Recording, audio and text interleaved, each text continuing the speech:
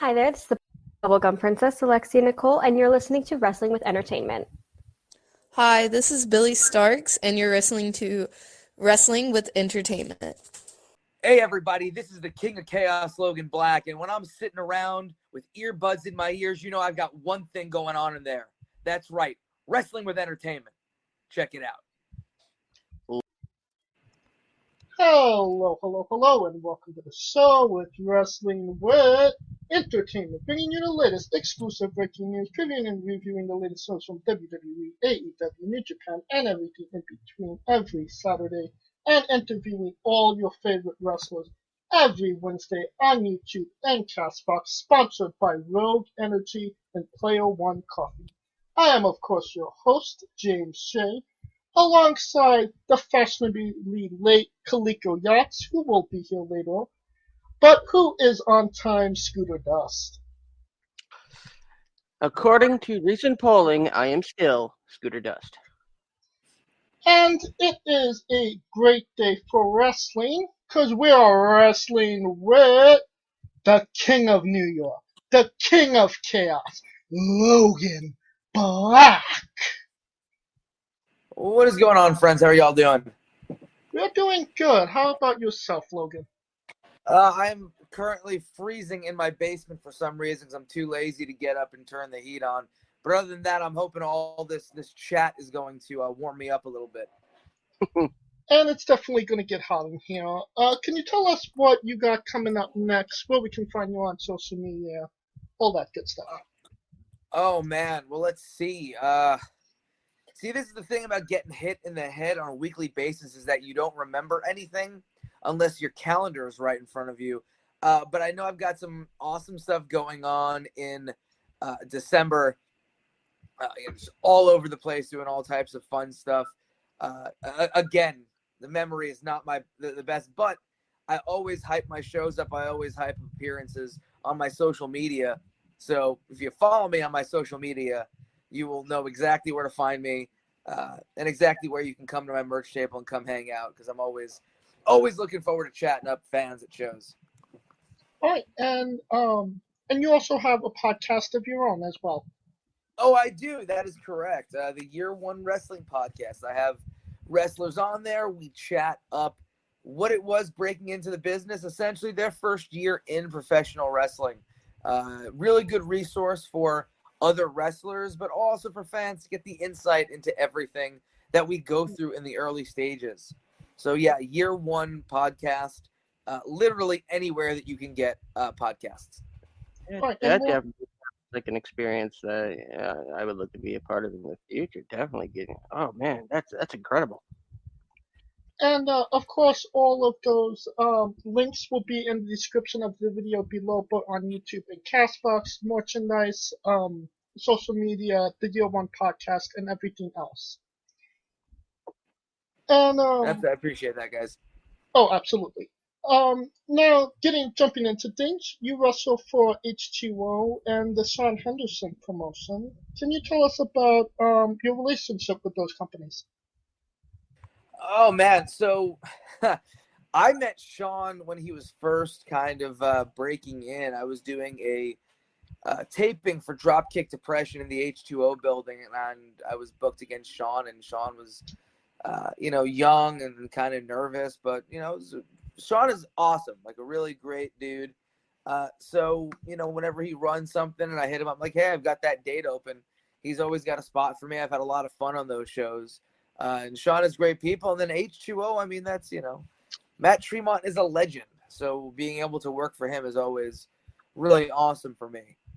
So, I, again, really enjoy working for both Sean and H2O. And Scooter, you have a question. All right. Now there's going to be two rundowns of your career in terms of people you've worked with. First is the people who the talent I have a personal connection to. Either I've worked with or I know them personally. Once again, for the 1,000th time, I've said on this podcast, I trained with the NYWC primarily under Pat Buck, and I did ring announcing for them for about 6-7 months until I was supposed to get involved in an angle with a talent named Josh Daniels. Unfortunately, an injury derailed that. But running down the who's who of people just in a 1 degree association with me, Jack Gallo, who started trading out when I trained. Mike Verna, who is NYWC staple. Alvin Alvarez, who I remember back when he was only a crowd member.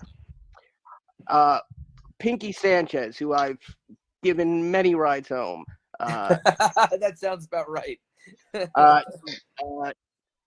Brandon Watts and Randy Summers, two of the more recent NYWC talent. Francis Kipling Stevens, who is one of the most unique people I think in the business. Rex Lawless, who also started out when I started out. Blake Morris, Rick Cataldo, who I used to carpool into shows with. I would drive all the way out to Staten Island. But the one person that stands out on this list is somebody who literally started the first day I started. And this was back when the NYWC didn't have any students, and me and two others walked in. It was me, it was my girlfriend at the time, and another woman by the name of Nikki Adams. Oh yes, Nikki Adams. Now, tell me about your few matches with Nikki. Nikki was always a very credible opponent. Very, very talented. I think that she is, if she knew of the talent that she has and she had confidence in her own work, I don't think that she, I think she'd be in much stronger places than she is. I think that Nikki has always been someone I've enjoyed sharing a ring with. And, again, still loads of experience, loads of talent. Nothing but good things to say about Nikki as a performer. The one name I did leave off this list only because of a personal bet history is Stockade. Yeah, I mean, I've wrestled Stockade a whole bunch as well. I mean, it's again, when you get into the game of beating each other with blunt objects and weapons and all that stuff, especially in this area, that's somebody that you're bound to run into. So, I mean, yeah. There's no love lost there. There's been plenty of battles have gone on. I think 5-Borough Wrestling was the spot that we had the most of that in. All right, James. Yeah. Now, you do a lot of hardcore wrestling matches. When you got into pro wrestling, was hardcore something you wanted to get into, or kind of something you just fell into during just wrestling? So for me, I broke into wrestling, or before. I mean, just growing up, I was obsessed with ECW. Being a New Yorker, this is Yeah. New York was part of the ECW territory, and I was obsessed. Like, I loved ECW, and all I wanted to do early on when I broke in was bring, like, I wanted to be what Steve Corino was in ECW, which was that like anti-hardcore, old school Memphis, but like he could always get it done in the ring when it came to all the the hardcore weapon guys.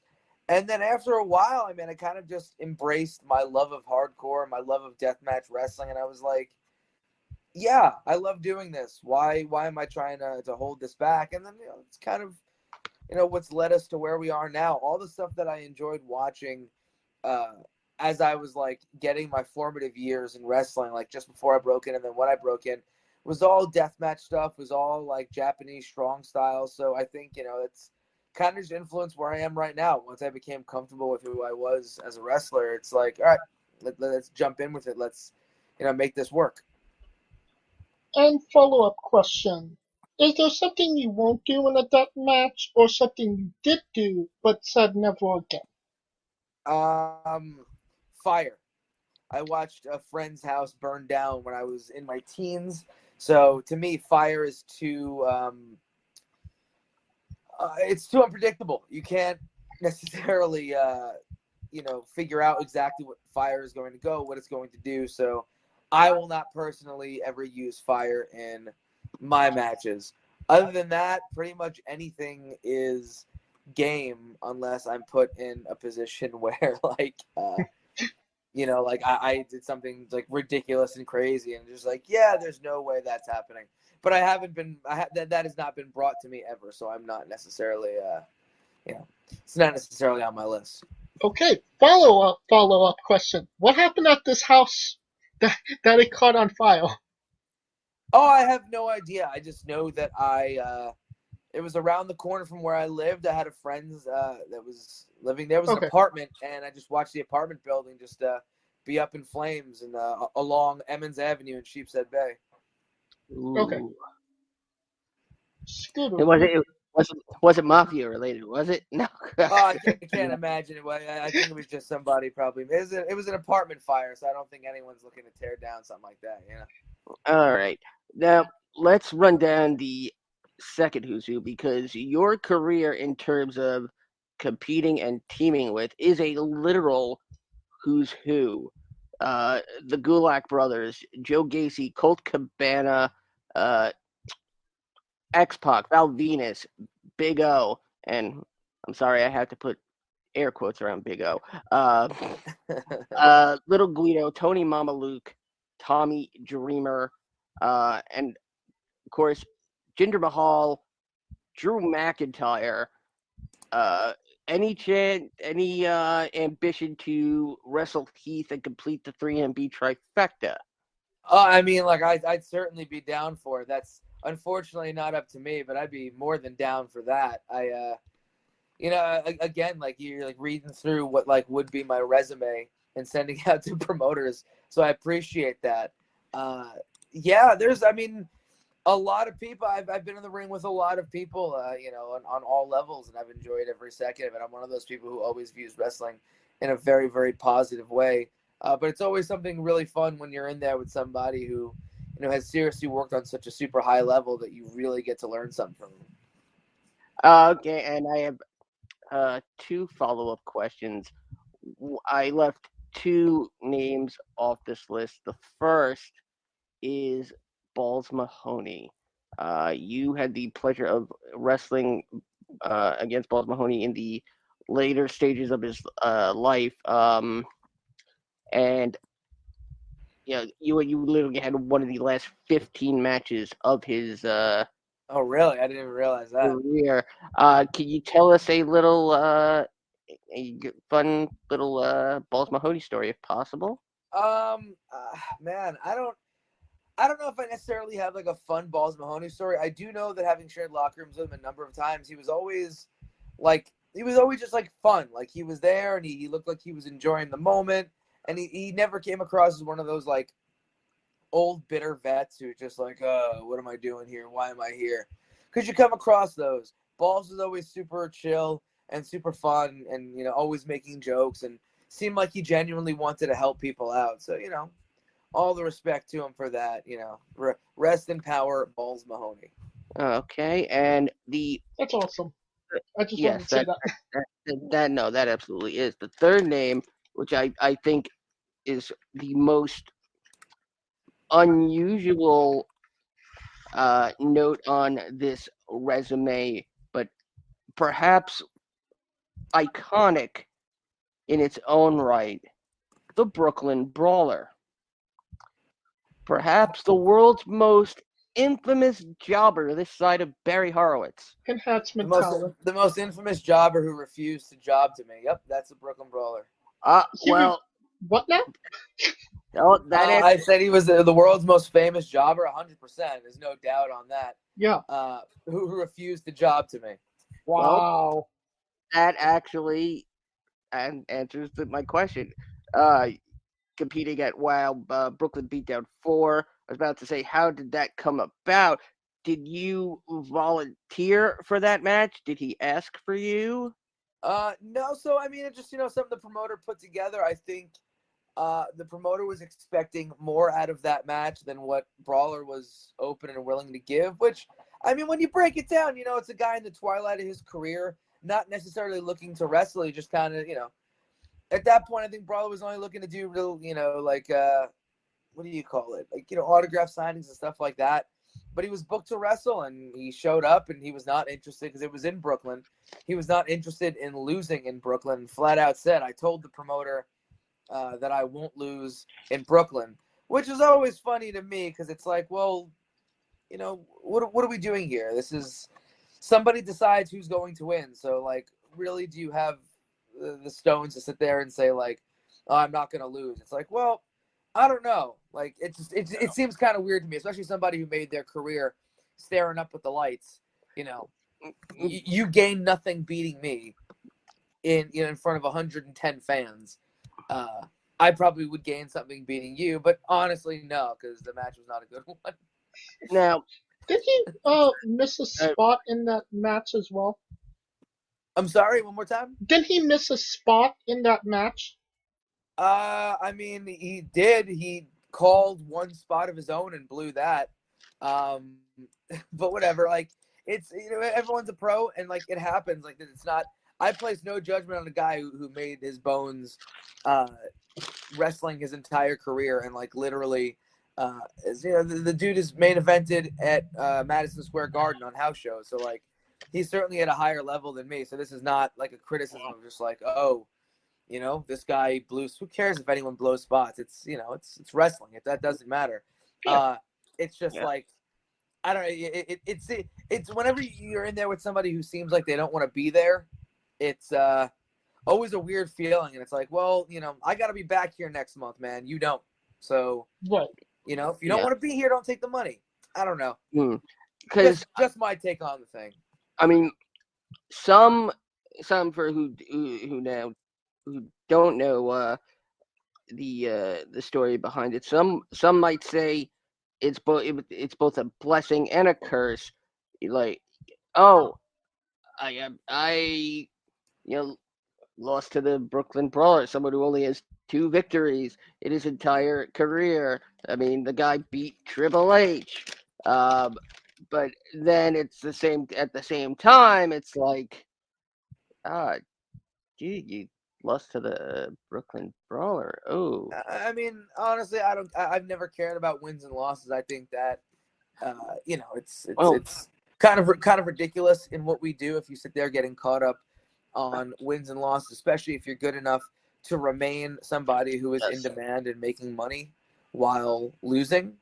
yeah. Because so many people do have that, but that's just my take on it. Well, you did get the last laugh because the next night you would even the score with the help of Jay George and the amazing Curtis Hughes, while Brawler would end up getting El Torito. Yeah, that was I always chalked that one up to being the most ridiculous match that I may have ever been part of. Just because, I mean, there's absolutely nothing about that match that isn't absolutely insane if you really break it down. Adam, what is it? I'm blanking on his name. I'm about to say Adam Cole. It's not Adam Cole. But it was Brawler, it was El Torito, and I'm blanking on the name, versus myself, Jay George, and Curtis Hughes in literally what was like, if you were playing video games and you just hit random on a 6-person tag, that's what we got for that match. Oh. Now, maybe a more... Adam Rose, that's who I'm forgetting. I don't know Adam why. Rose, okay. Yeah. Now on to an opponent that you might find in a more positive light. Can you tell us about your match against Kennedy Copeland from Limitless Wrestling? Oh, man. So, yeah, I can tell you a lot. Kennedy is nothing but great people. Yes. There was so much potential to be unlocked in Kennedy Copeland. I refuse to take any credit, but I will say that I did help to let other people see that in the match that we had. And I'm so stoked that Kennedy is out there showing the world just how unique and awesome she is as a wrestler, because yeah, it was there, just needed to be unlocked, and I'm glad that she's coming into her own and kind of figuring herself out right now. She's somebody that would wrestle literally any day of the week. Now, when we had her on, she would say that the matches that she had in Limitless would just put her in with somebody big to see Kennedy get thrown around. Did you personally want to have a match with her? Did Randy put you together, or what? How did that match come together? I mean, I asked for it because, like I said, I knew there was something to show for Kennedy. There was something to unlock there. And I mean, honestly, she says, the matches were who could throw Kennedy around. She gets thrown around quite convincingly, and I think that's part of the appeal of being a fan. She's a phenomenal underdog. Yes. But I also think that in not playing the role of somebody who was just there to be stiff and kick Kennedy around, I think that it's important to note that she brought the fight to me. She definitely tossed me around quite a bit, and I think that's something to point out, because it's important to see that not wrestling doesn't have to follow this formulaic story, and you can kind of deviate from things, because pro wrestling is art. And that was one of the things that it was really important for me to show off in that match. Definitely, and that is one of my favorite matches, not just from Limitless, but like on the all-time list. I really enjoyed that match the couple times I watched it. I'm very happy to hear that. Yeah, absolutely. And more recently you had a hardcore match with Kennedy, but it ended in disqualification. What happened there? Well, the whole show turned into a riot because of what we were doing. So, I mean, I don't necessarily know if that was a disqualification, more a no contest, because literally the whole place just turned into a riot. And that's kind of, when a riot happens and things got to get broken up, people kind of forget about the wrestling match going on. I could imagine. Yeah. Scooter, you have a question. Yes. Now, the hard-hitting question. Now, you recently made headlines for finally letting the wrestling world see who you really are and owning your identity, when you, along with two other talents, came out, which again, much power to you on that. And given when you started to that point and then to now, do you feel the level of acceptance and tolerance for LGBTQ wrestlers has changed for the better in pro wrestling?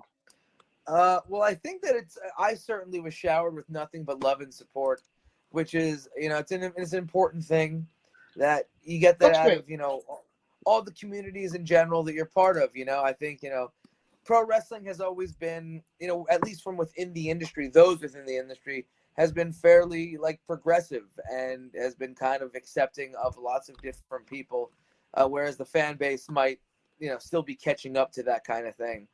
But I received nothing but love and respect from everybody, and I think that that's kind of the way that things are going. Cultures change and all that, and I think that we're kind of watching the culture completely switch up, and we're watching people just kind of be okay with others just being who they are, because there's really no other option. I don't think that there's a reason for anybody to be taking issue with the sexuality of somebody else, as long as it's between two consenting adults.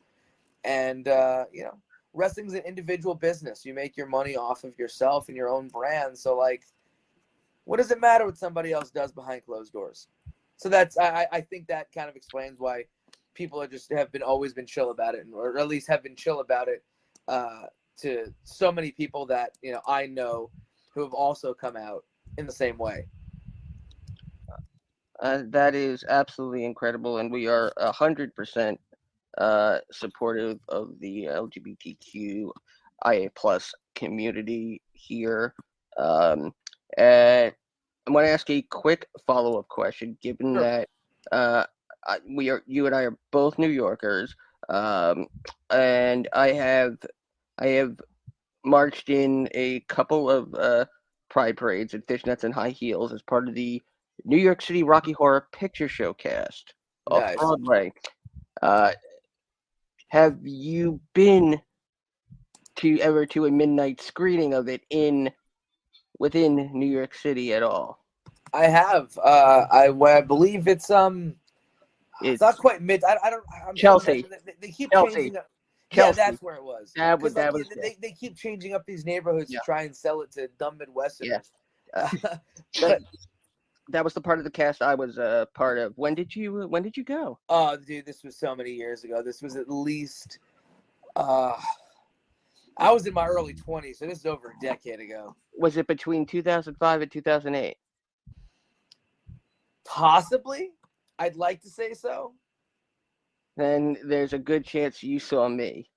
That's wild. It's kind of interesting that worked out. Really is. Yeah, all right. Now, can you tell us about your tag team partner, Chris Benne, and what's your relationship like? And on top of that, what's a pet peeve you don't understand about your tag team partner? Let's see. So Chris is somebody who trained under me for a while, and we've just always, we connected because both of us are, we're hardcore kids. We used to go to hardcore shows and punk rock shows, so we always connected on that. And then it was just a matter of time before, like, two big dudes could hop in the ring and beat the crap out of people. So that's kind of how we went about everything. Our dynamic is always really funny. We're like, we're close friends, but like, there's definitely a mentorship from me to him. Anytime that I correct him on things, or like, try and correct something like stupid he's done or behavior, he's like, okay, Dad, jokingly. Yeah. So I think if there's one thing that I don't like understand about Chris, I don't know. I understand quite a bit about him. I think, if there's one thing that I don't understand about him, I don't understand why he, because he's an incredibly intelligent person, why he plays stupid as often as he does. All right. And Scooter, you have a question. Now, going over your match history, there's one specific event that stands out. You wrestled in England for LDN in 2018. What was that experience like? Well, all the fallout from that and that promotion, all that aside, I have nothing but positive experiences from my time in England. It was, 2 matches a night, 6 nights in a row. So you were getting a ton of work in, and you were really learning how to work, and you were really learning how to like stretch what your body is capable of doing. Like I said, nothing but positive things from that experience. Wrestling overseas, wrestling people that you've never met, who've trained differently, it just existed different. That's literally, to me, that's what wrestling was always about, and what I always wanted it to be about, was traveling and making money elsewhere, and just being so like super far away from home. Those are always the things that I would romanticize when I was breaking in, and what I really wanted to do. And no, I'm very lucky to have that opportunity. All right. Now you're a new dad as well. I am. Can you tell us now, being a dad, do you have a new perspective on pro wrestling? I don't know if I have a new perspective on pro wrestling. I definitely have a perspective that I want to keep my daughter as far away from it as humanly possible. But other than that, I mean, honestly, I think, I'm going to have to make peace with the fact that she's going to,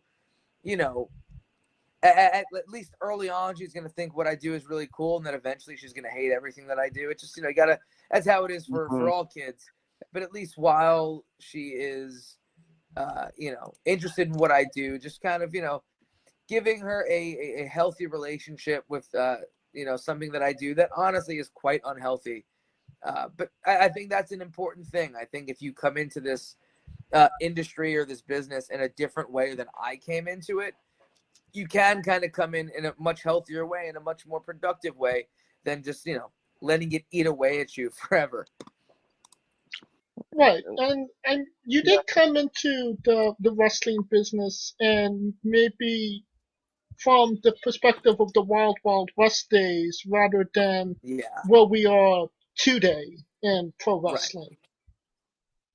Right. Yeah, absolutely. It was definitely like that.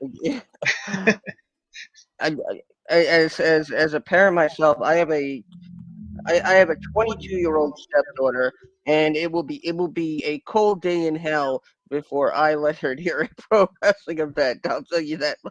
Oh yeah. And Scooter, you have a question. Yes. Now we've already mentioned your matches against Kennedy Copeland. You've also and Nikki Adams. You've also wrestled a number of other female talent. Now, do you feel intergender wrestling should just be wrestling? Is that the natural evolution of how it's going? Or does that label maintain a mystique of it being a special attraction? Should essentially gender labels matter anymore when it comes to wrestling, as long as you have talent in the ring? I think that's an excellent question.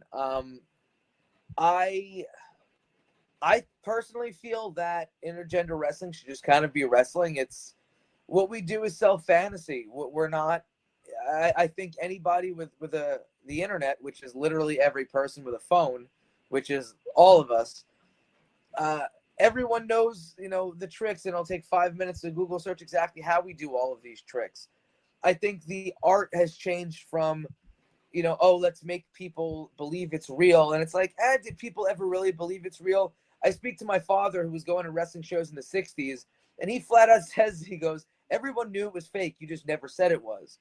Well, now, you can say it's not real, and you're not going to get screamed at or yelled at, which I think is the evolution of wrestling. So in saying that, I don't think there's any difference of like what Marvel or DC does or video games do, where it's like intergender anything. It's just kind of what it is. Captain Marvel is going to fight the bad guy at any point. Black Widow is going to fight Baron von Strucker. It's just not going to matter. It's going to happen.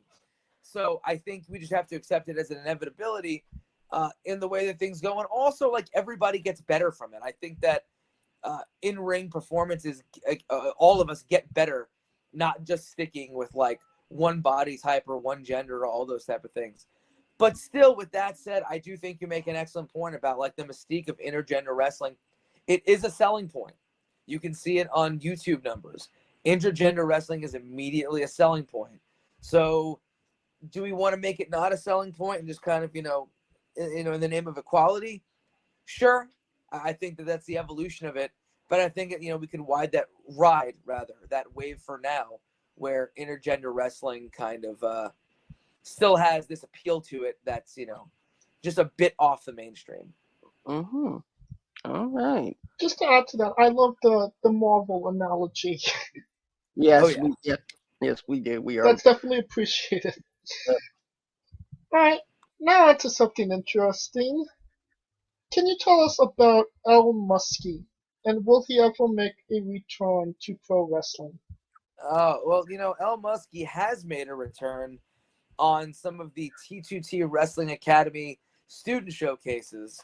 Ooh. He was brought in from Paris, Connecticut to do those shows here and there. But I think El Muskie is kind of finding, the space of kind of keeping away from in-ring stuff. El Muskie came from a very, very toxic situation where, we're trying to make fun of somebody who was kind of an awful person. But, the best way to get revenge on awful people is surviving and moving forward and being successful. Success is the best revenge in the world. So I think that my success kind of makes El Muskie useless at this point, unfortunately, even though Muskie is a very, very entertaining character. I was going to make the suggestion. I mean, there are some promotions that I think El Muskie would be perfect in, like Damn That's Pro Wrestling, a Backyard Pro, maybe even a Lucha Pizza Party event as well. Or Deathmatch down. I know all about that. Yeah, I mean, listen, it's El Muskie is happy to take bookings, but I'm also happy to take those bookings as well and actually put effort into things. Okay. I mean, have you seen Damn That's Wrestling or Backyard Pro? I've seen the pizza one. I haven't seen the other ones. It's definitely worth a Google, and there is a question about that a little later on. Scooter, you have a question. Yes. Well, let's get into some of those fun questions. And just don't Now- forget the Burger King question, of course. I will Burger King your face, James. I prefer McDonald's. So now there's a very popular song by a very popular recording artist who takes her name after a popular alcoholic beverage, and she's a very popular song. But I want to know, according to you, Logan, what does WAP stand for? Wow. It's put me on the spot. Let's see. What does WAP stand for?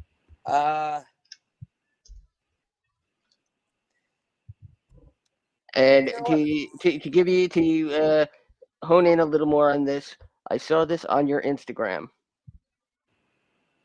Oh, did you? Oh man! Now again, you're talking to somebody who gets, hit in the head way too often to remember literally anything that goes on. I don't even remember what I've posted, today on Instagram. No, I mean, I think I'm gonna stick with what the intention definition of it is, because as my good buddy and student Shotgun Adams has said, we got to leave some cheeks for the streets. So I will keep it as the intended definition, so to speak. Okay. On your Instagram, it had said woes and pumpkins. Oh yeah, the misfit stuff. Yeah, Yes. that makes sense. Now, you also interview wrestlers on the Year One podcast. Yes, I Is do. there something you know from the last interview you did that you wish you knew from going into the first one? Oh man, I think every interview I learn something, and that's kind of the appeal of things for me, because I love to learn. So I always like to learn as much as I can from each guest and kind of how I go about the interviews and all that. I think the first interview that I ever did, I was kind of very much about like, just, hey, let's let, the person talk. Let's let them talk and tell their story.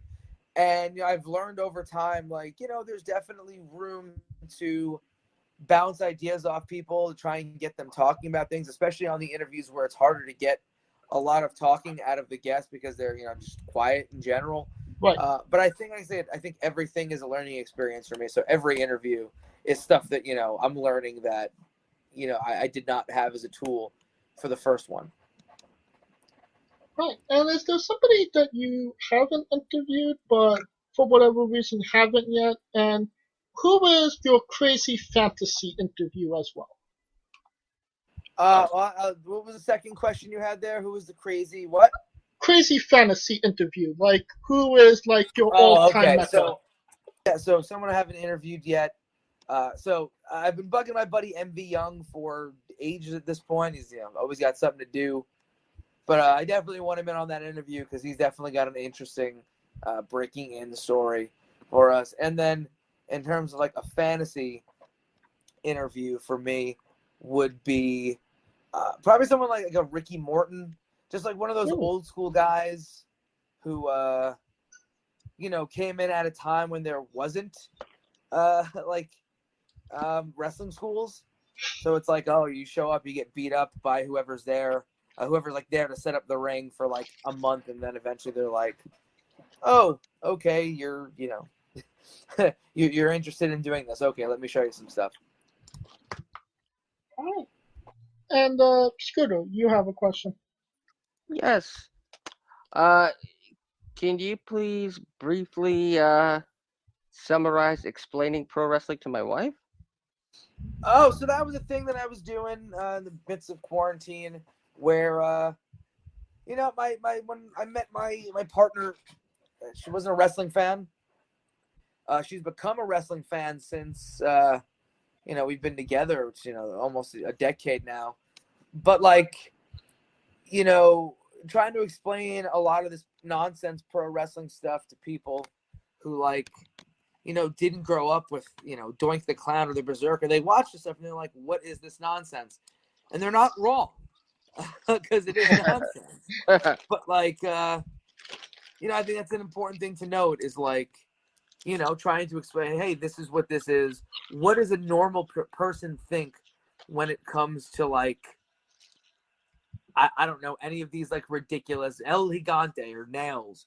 What do people think when they see these awful wrestling, stereotypes of different races and ethnic backgrounds? We all sit there and oh yeah, Samoans, they've got hard heads. You can't hurt a Samoan's head.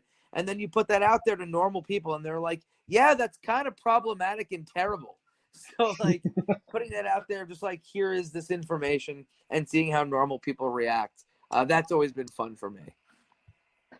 And you haven't done it in quite a while. Is it because you forced another King Kong Bundy match on her? No, we actually stopped doing it because I guess like we had talked about earlier, I'm a father now. My wife was pregnant and it was just really hard for her to be able to stay up and do these. Okay. That's literally the reason why. Is just we just didn't have the time. And now with a 5.5-month-old, it is significantly harder to get anything done. It's why the podcast has gone from being every week now to every 2 weeks, which I honestly think is better. It gives me more time to actually prep and prepare and do these interviews and not be exhausted for it. But that's it. It's having a kid definitely threw a wrench into things in the best kind of way. So it had nothing to do with the insane clown posse. Not at all. I think that my partner will never be okay with my love of ICP, but nothing we can do about that. Now, you went on another podcast talking about exclusively comic books. Yes. You said you had high hopes for the Birds of Prey movie. I didn't see your reaction when that movie came out, so I wanted to know what are your actual thoughts on the Birds of Prey movie. So I did see that one. I'm so backlogged on movies. I literally just watched Suicide Squad, the good one, a few days ago. That's how backed up I am on watching movies. Oh, wow. But I saw Birds of Prey in theaters. I thought it was a lot of fun. I thought it did justice to what the characters were going to do in that cinematic universe. But I thought it was a really fun movie, and I think that's what I think a lot of people, comic book fans included, need to get out of this thought process of comic book movies need to be like the Nolan Batman series or all the Avengers movies. Comic book movies don't have to be serious. They could just be fun and ridiculous. And I think that's what this was. It was fun and ridiculous in the best way. Fair enough. I don't have the best light on that movie, but and Scooter can attest to my rant that I have about it. Um, Because I loved it. So oh, what are some of your favorite comic book movies, and what are the ones that kind of fall short for you? I really have enjoyed, like I said, all the Nolan Batman stuff I really liked. All the X-Men stuff, even the ones that aren't that good, because I'm just such a huge X-Men fan. I've enjoyed the last bunch of Spider-Man movies. Those were really cool. In terms of ones that fall flat, hated Justice League. I Yeah. hated the first Suicide Squad. And I think honestly that's really how I also hated the Thomas Jane Punisher. I thought that was a really weak version of it. I think that the Punisher Warzone was an absolutely brilliant comic book movie and did justice to what Punisher Warzone should have been. But other than that, like, yeah, I mean, I go there to have fun, and if the movies are fun, I enjoy them for that. They don't all have to be, Citizen Kane-esque. All right. What did you think about the Punisher Netflix series? Loved it. Absolutely loved it. I'm a huge Punisher fan. I have pretty much every single Punisher solo series comic. I think I'm missing probably like 10 in total of the entire run ever. Wow. Yeah, no, I'm a pretty obsessive collector. But I enjoyed it. I thought that they did the character justice. I thought that it was a good representation of what the Punisher would be in, like, our common time, our current time. I loved it. I loved, honestly, all of them, including Iron Fist. Iron Fist wasn't great. I think we're all aware of that. But I still enjoyed it because I liked the character and I was going to watch it regardless. All right. And now it's time for a new version of an old segment. James's colossal question. What graphic novel would you say best interprets your pro wrestling career? My pro wrestling career. Yes.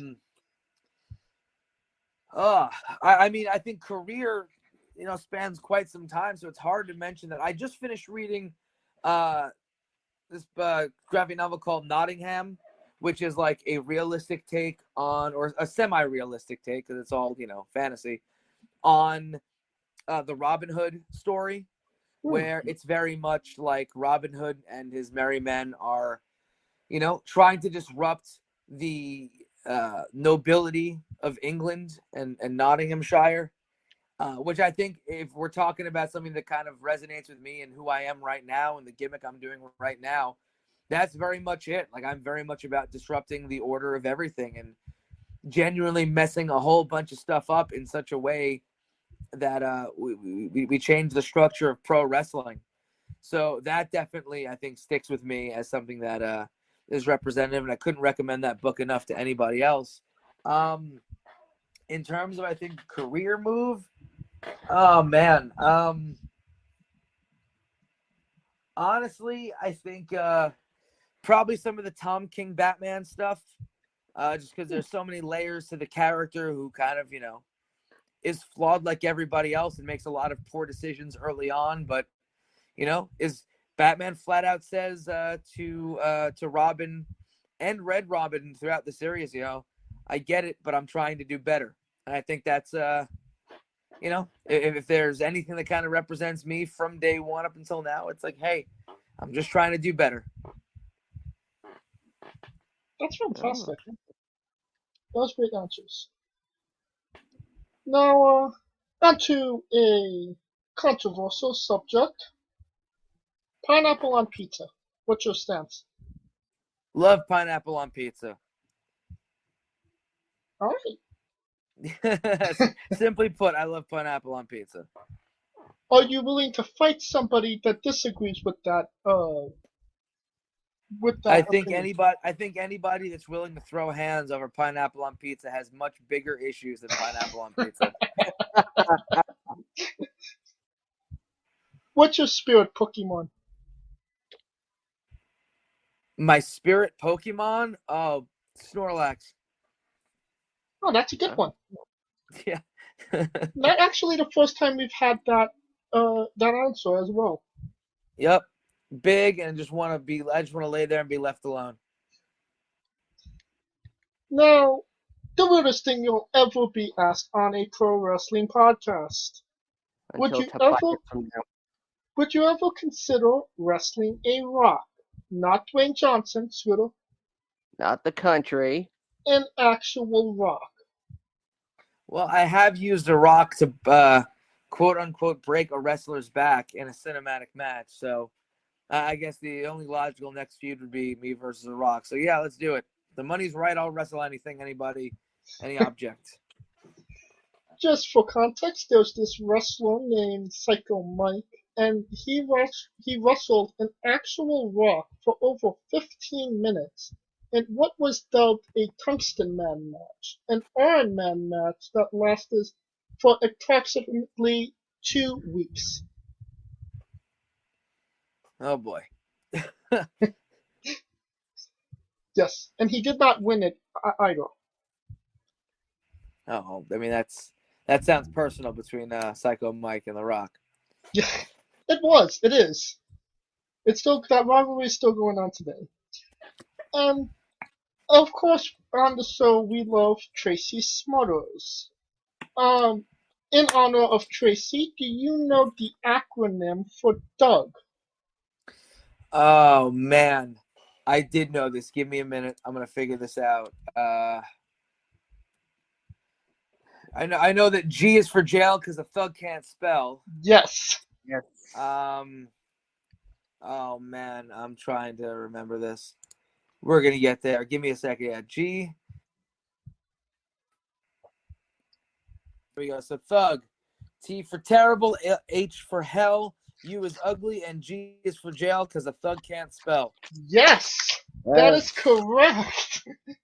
And that is the first time somebody actually said the full acronym. Oh yeah, listen, I remember the promos from Smoky Mountain. I'm a huge old school wrestling nerd, so I got that. Now, it is once again time for that segment. Logan Black's Bizarre Adventure. You're a pro wrestler that goes up and down the roads, and weird, crazy, and bizarre things are bound to happen. Can you tell us a story that fits that description? What? Oh, one more time. What is the description that we're looking for? Can a road story that is either crazy, weird, bizarre. Oh, I've got a lot of those. All right, so let's think of the weirdest. I'm trying to think of the most recent one because, again, getting hit in the head, my memory is all over the place. Fair enough. I'd say the craziest road story. Oh man. I mean, there's always like working like these small towns where like there's more. There's like 3 teeth per person in the crowd. That's always a weird thing. Most recently, we took a bunch of students up to Maine. We wrestled the show up there, and most of my students are black and brown, and there was definitely a feeling at this show that none of us were safe, just based around that. So it was a bit of like, hey, either we're going to jail, we're, fighting our way out of this town, or we are getting right in the car after the match and driving away and not looking back. And thankfully, that's where it went. We were all okay. So that's kind of a weird, crazy one. There have been, times where like, you get bored on the road. So like sometimes I'll just like start wrestling with somebody I'm driving with at like a random rest stop, and people have no idea what they're watching as we're sitting there like throwing work punches at each other, but they look good, so people don't know what they're seeing. So it's just like, are we supposed to intervene? Are we supposed to stop? Yeah, I think those are kind of just the most ridiculous ones. of just like the things you do to entertain yourself on the road. Like I would say that's probably the craziest of stories. All right. And can you tell us about the T2T training school that you're a part of? Sure. So we're looking to train the superstars of tomorrow, T2T Wrestling Academy in Williamsburg, Brooklyn, New York. It is a positive learning environment, something that is hard to find for a lot of people in professional wrestling. Our goal is to build the most out of our students in a way that is not harmful or traumatic to a lot of people. If you can't hack it with us, it's not because we're abusive or violent like a lot of places end up being. It is because it's not for you. I'm a firm believer in that everybody deserves a fair shake to live their dream. And I'm happy to provide that. And, if you're willing to put the work in, there's no reason for you not to be successful in my eyes. Or, depending on what you put success as in your own head. But it's very much, I like to describe it as a safe space where we dump each other on our heads. Everybody feels respected. Everybody feels empowered. But everybody's putting in like legit work multiple times a week. I love the fact that it's a safe space, but you get the crap kicked out of you, essentially. In the most positive way possible. In the most positive way possible. Yes, that's the slogan right there. My marriage. Can you do you have like a website or a Twitter handle for T2? Yeah, so you could follow me on all social media, Facebook, Twitter, and Instagram at King of Chaos NYC. That's my handle for literally anything that you want to find me on. If you feel like throwing money my way on Venmo, you could do that at King of Chaos NYC. I've made it very easy for everybody. You could also check me out at Year One Pod. That's the social media for the podcast. And like I said, that's available anywhere that podcasts are sold. Or rather, anywhere that podcasts are available, because it's free. Thank you, and all of those will be in the description of the video below. But I meant for the training school. Oh, for T2T. Yes. Yes, you can check that out. If you Google search T2T Wrestling Academy or T2T Wrestling on social media, you'll be able to find what we're doing. Twitter is very, very active. Instagram is a bit less active, but there's a lot of videos of the things that we're doing on there. Twitter is definitely a vessel to help promote our students and their various wrestling ventures, and also get the word out of the school there. Okay, and we will put the website and the Twitter and the Instagram, all the social media links for the promotion as well in the description of the video. Sweet. Thank you, guys. Is there somebody from that school that should be on our radar? That maybe look at them on the podcast? Quite a few people. Quite a few people, honestly. I think Sassy Boatwright is doing a phenomenal job of marketing herself as a wrestling personality. Joseph Alexander might be one of the best natural athletes I've ever seen. Legit Perfect Perkins needs to be on TV yesterday.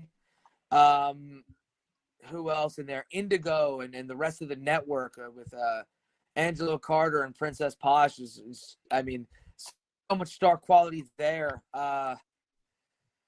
Tony Page is one of the most convincing baby faces I've ever laid eyes on. There's so much talent there. You can, if you keep up on the social media and you're in the New York area, we do student showcases that if you keep your ear to the ground, you'll be able to hear about. And then check out the stuff that we do on IWTV under Industrial World Wrestling, IWW. Oh, cool. Right. Given that I'm New York City is my backyard, Queens, born and raised, and Brooklyn as well. I think I have to drop in person for some of these shows. I would agree with that. It's definitely a good idea on your part. Mm-hmm. And now, what do you see yourself in 5 years? Let's see. in 5 years, I would hope that, T2T has continued to grow. I would hope that, I'm still being super picky with the bookings that I take. I hope that I have influenced people to make pro wrestling better, and that I've got a kid or two at least uh, on TV or finding the success that they have wanted for themselves. All right. And what is a match that people should go out of their way to see that best shows off what Logan Black is all about?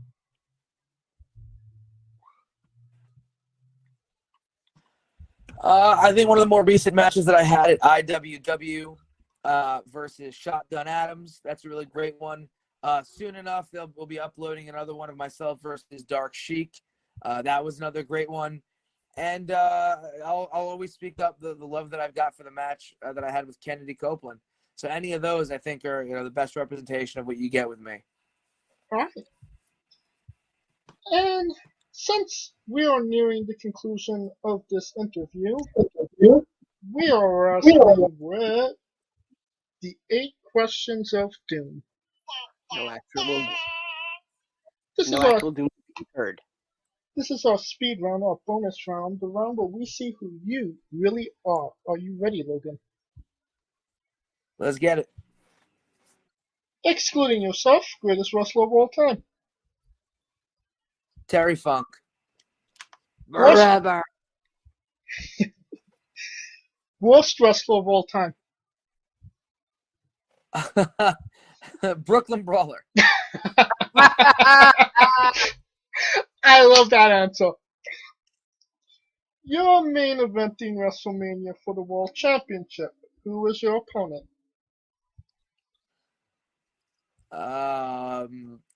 Past or present? Well, if it's a main event in WrestleMania, I'm in there with Roman Reigns. So let's make that happen. All right, head of the table.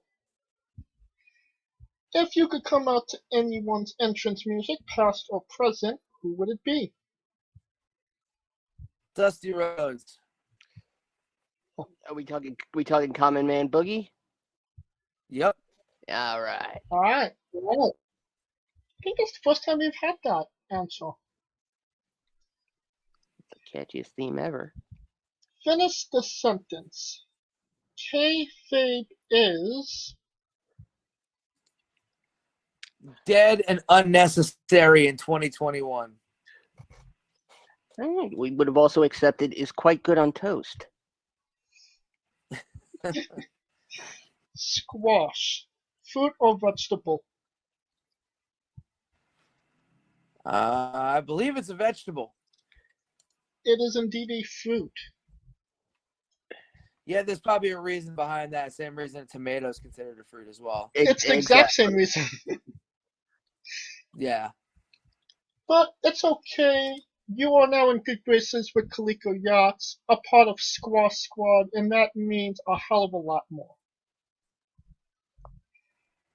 New Japan wrestler Taichi, his ring gear gets smaller every year, revealing more of himself to the world. My question, what is the appropriate trunks to butt cheek ratio for ring gear? I don't think there is one, and I prefer that to be the answer. All right. All right. Good answer. And the last question, the main event, the thing everybody wants to know. Have you ever had a conversation with a stranger in a supermarket about Darby Allin?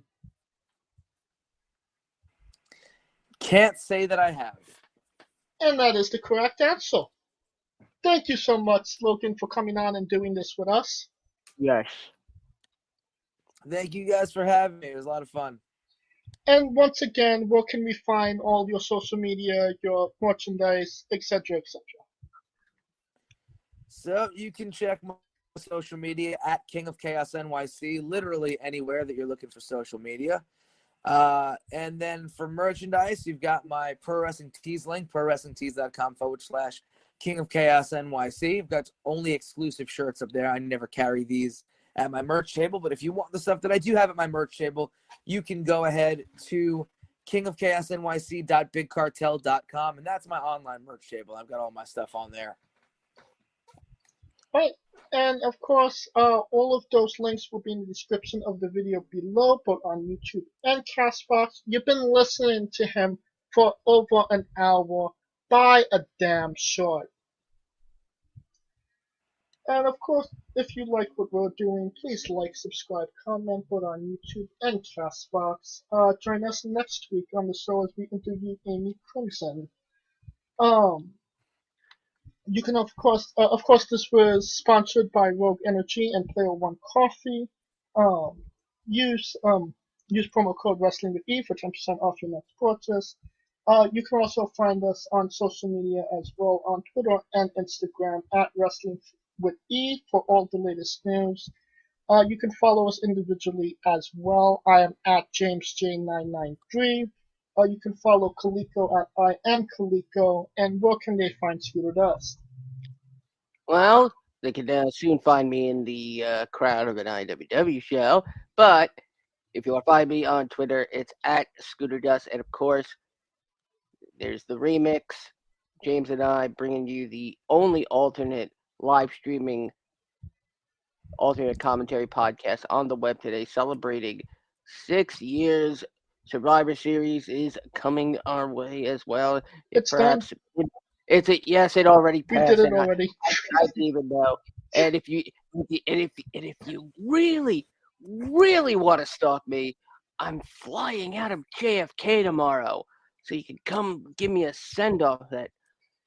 And of course, join me and along with Rico Constantino Jr. and the rest of the Smoking Dragons clan, twitch.tv/Smoking Dragons. All right, Logan, when I say wrestling wit, you say entertainment. You got it.